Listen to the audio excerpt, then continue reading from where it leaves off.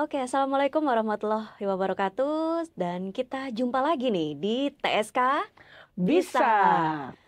Jumpa lagi TSK Bisa dan kali ini kita masih bahas seputar coaching dan mentoring nih bersama Ibu Mary Hasibuan, Widya Iswara Alibadia, Pusbangkom TSKSN, Lembaga Administrasi Negara. Dan pada episode kali ini kita akan membahas mengenai noise dalam proses coaching. Nah, menarik nih. Noise dalam proses coaching itu apa dan seperti apa noise dalam proses coaching? Ayo kita ngobrol-ngobrol bareng Ibu Mary Hasibuan. Selamat pagi, Bu. Selamat pagi, Mbak Uli. Aduh. Salaman dong. Kangen mau salaman nih.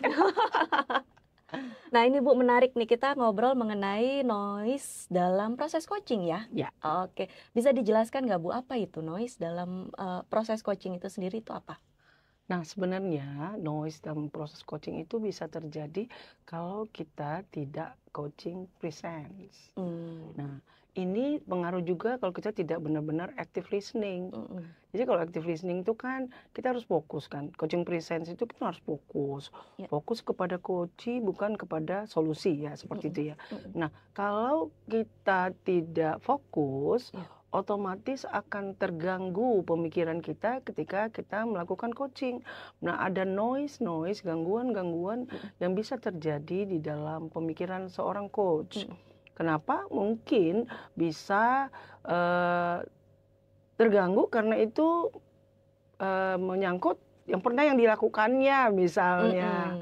Nah, untuk itu inilah pentingnya seorang coach itu harus fokus ya. Nah, ketika dia melakukan active listening, dia benar-benar menggunakannya sepenuhnya. Jadi sungguh-sungguh fokus, konsentrasi ya kan.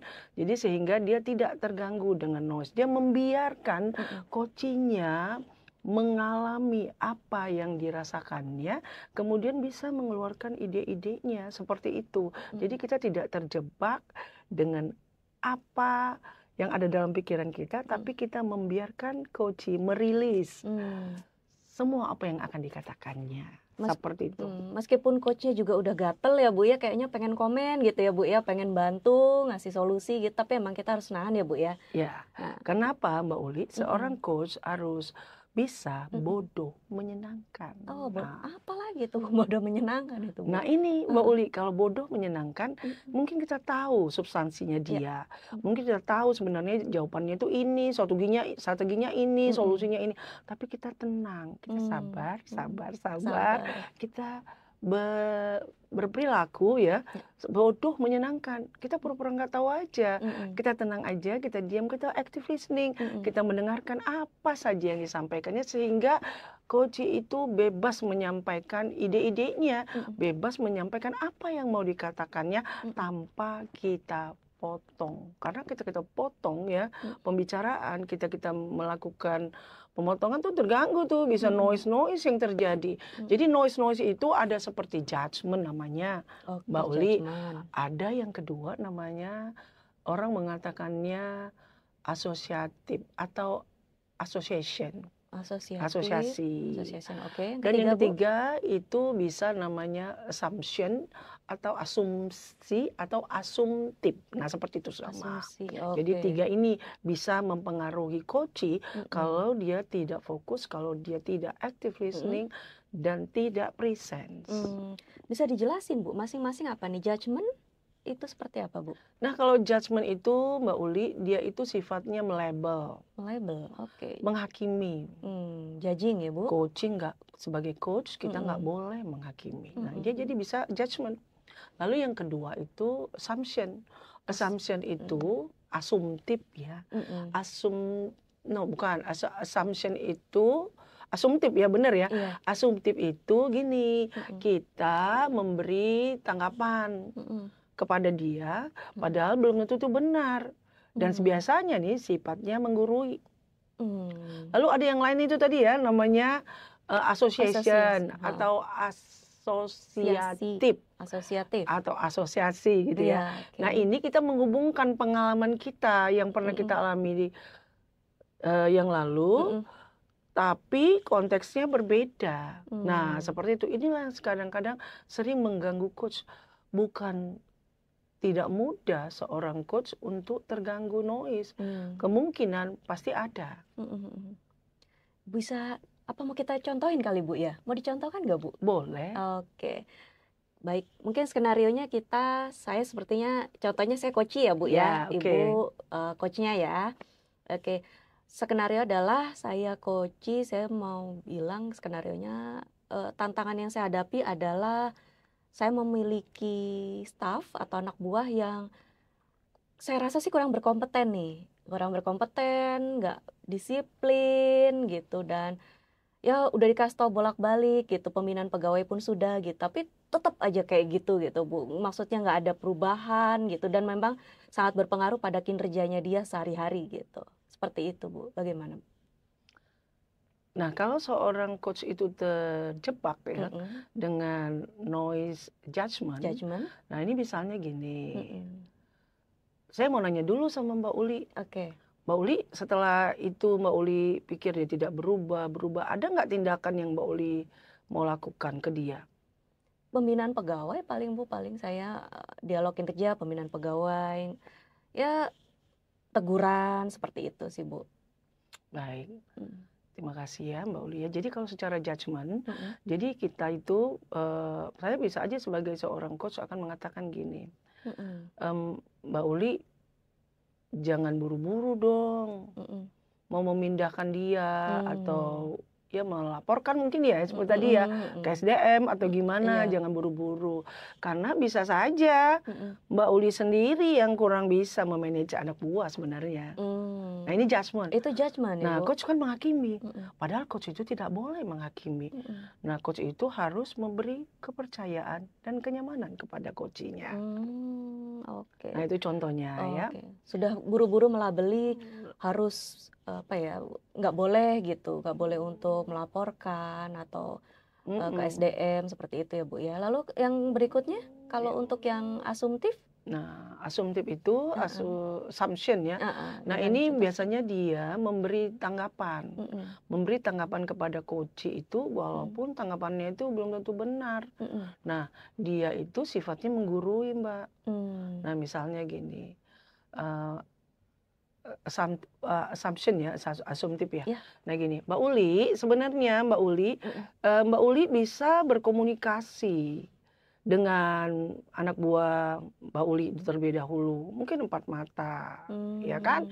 Nah, menurut saya dia itu nggak suka sih cara Mbak Uli memberitahunya. Jadi Mbak Uli mungkin ini memberitahu anak buah itu caranya kurang tepat gitu.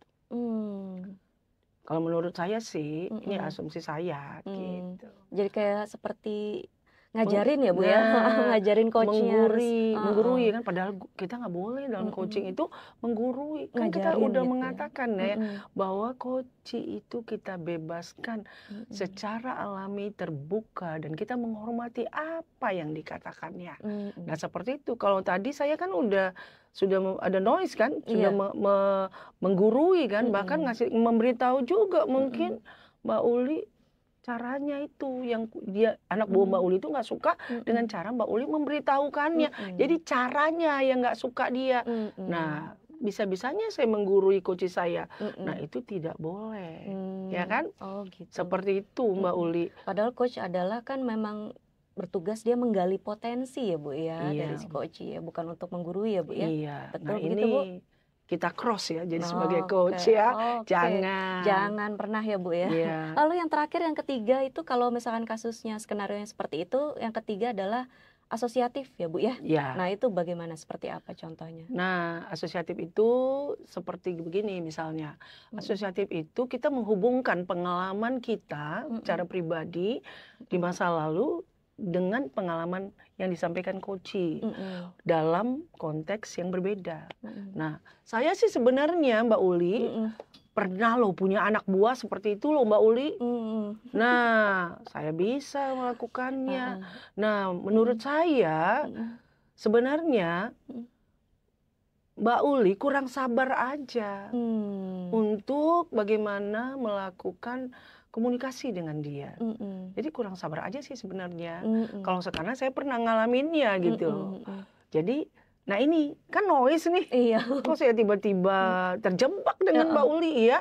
Dengan padahal walaupun saya punya pengalaman seperti Mbak Uli sampaikan sebagai coaching, saya sebenarnya harus diam. Saya dengar, active listening, fokus ya kan. Saya bodoh, menyenangkan, nggak usah harus terjebak ya kan. Nah inilah yang sebagai seorang coach kita harus bisa mengendalikan diri kita tenang, fokus ya kan. Kita ya bodoh-bodoh menyenangkan. Intinya apa tadi Bu? Sabar ya. Nah, Jangan jadi tergoda ya Bu ya untuk nyeletuk ya Bu ya, iya, untuk ngasih komen ya Bu. sabar, senyum aja. Kalaupun ada dalam pikiran kita, ih aku punya pengalaman itu. Tetap Baik, gitu aja. tetap terus menggali ya Bu Gali ya. dengan powerful questioning. Sampai semuanya tergali, nanti dia sendiri yang bisa menemukan solusinya. Strategi apa yang bisa diambilnya. Jangan kita terjebak ya. Tadi Mbak Uli, saya ulangin, jangan terjebak noise dalam proses coaching.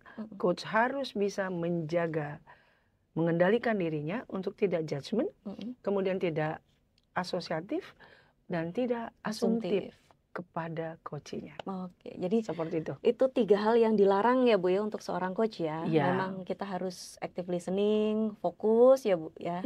Oke. Baik Ibu, terima kasih atas ilmunya pada hari ini nih. Benar-benar ilmu baru ini tentang noise dalam proses coaching ya. Meskipun pasti banyak sekali coach-coach di luar sana yang udah greget ya, memang dalam proses coaching pengen komen gitu, pengen bantu gitu ya, niatnya bantu untuk ngasih saran atau misalkan dia memang mempunyai pengalaman yang sama dengan coachingnya, pengen ngarahin gitu, ini loh harusnya kayak gini gitu, tapi memang kita tidak boleh ya Bu ya. Tidak boleh mengarahkan, tidak boleh memberi jawab, tidak boleh mengasih nasihat, tidak boleh mengasih feedback juga. Paling feedbacknya dengan cara yang lain. Oke, terima kasih Bu Mary. Nanti kita ngobrol-ngobrol lagi ya. Ini pasti tes kawan udah nunggu juga nih ilmu dari Bu Mary nih. Pasti ada banyak sekali yang bisa di-share. Oke Bu Mary? Oke, terima kasih Mbak Uli untuk kesempatan yang diberi. Iya, sama-sama Ibu. Baik, tes kawan, kita udah ngobrol-ngobrol dengan Ibu Mary Hasibuan mengenai noise dalam proses coaching. Semoga tes kawan semakin tercerahkan ya. Dan jangan lupa untuk tetap subscribe, komen, dan share juga akun YouTube kita, Pusbangkom TSKSN, dan tetap mantengin terus akun YouTube kita karena akan banyak informasi dan juga ilmu-ilmu yang bermanfaat yang akan di-share. Sampai jumpa di TSK Bisa. Wassalamualaikum warahmatullahi wabarakatuh.